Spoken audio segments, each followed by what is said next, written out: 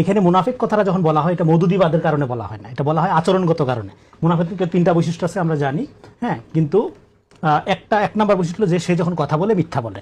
তো জামাত এই পর্যন্ত সত্য কথা বলছে, তার একটা উদাহরণ আমাকে দিতে পারলে আমি খুশি হইতাম জাতীয় রাজনীতিতে।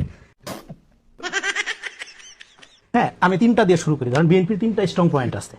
একটা হলো ধর্মীয় বা মুসলমানদের ক্ষেত্রে ইসলামী মূল্যবোধ, আইন শৃঙ্খলা রক্ষার ক্ষেত্রে তার একটা সফলতার ঐতিহ্য, অপারেশন ক্লিন হার্ট, বিতর্ক সত্ত্বেও মানবাধিকার লঙ্ঘন সত্ত্বেও মানুষ পছন্দ করছিল। আর হলো আধিপত্যবাদ বিরোধী অবস্থান।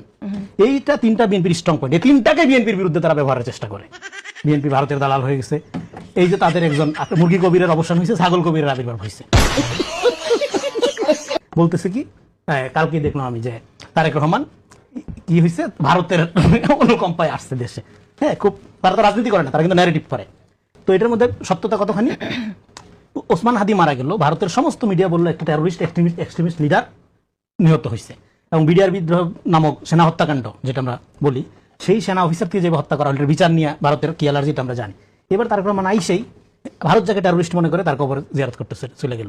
যেই সেনা হত্যাকাণ্ডের বিচার কোনোভাবে যদি না হইতে পারে, তার জন্য যত আয়োজন করা দরকার করছে, হ্যাঁ, সম্মিলিতভাবে আওয়ামী লীগ মেরা মিল্লা, তারেক রহমান তাদের কবর জিয়ারত করতে চলে গেল। তাহলে কত বড় ভারতের সিগন্যাল নিয়ে আসছে আপনি চিন্তা করেন। তার মানে যে মিশা কথা তো শিল্পের পর্যায়ে নিয়ে গেছিল হাসিনা, তোরা যে মিশা কথা, এটা কাঁচা মিশা কথা, এটা গন্ধ বাইর হয় এখান থেকে, এটা পাকেও না।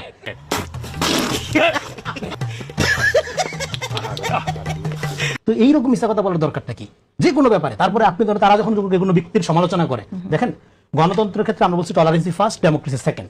তো একটা আমরা ধরেন যে জামাতের সমালোচনা করি, ধরেন আমি কট্টর সমালোচক, তো আপনি তো আমাকে ওয়েলকাম করবেন, আমার সাথে এঙ্গেজমেন্টে যাবেন। কিন্তু যখনই আমি সমালোচনা করবো আপনি বলবেন কি, তুই দালাল, হ্যাঁ, তুই সুপা বিএনপি।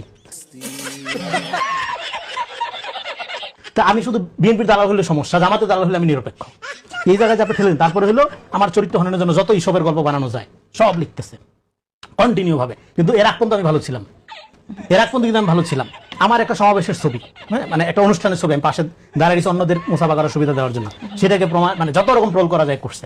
ওরা জানেই না যে 6 তারিখে আমার একটা মানে আপনার বৈঠক হয়েছে, সেটা আমি ছবি তুলবো না বা আমি তোদের মধ্যে প্রচার করবো না। কিন্তু ওরা হেন কোনো, আমি বলতেছি আমার ক্ষেত্রে তারা এই পর্যন্ত যত সমালোচনা করছে, এর মধ্যে একটা সত্য থাকলে মন্ডারে বুঝাইতে পারতাম আমি।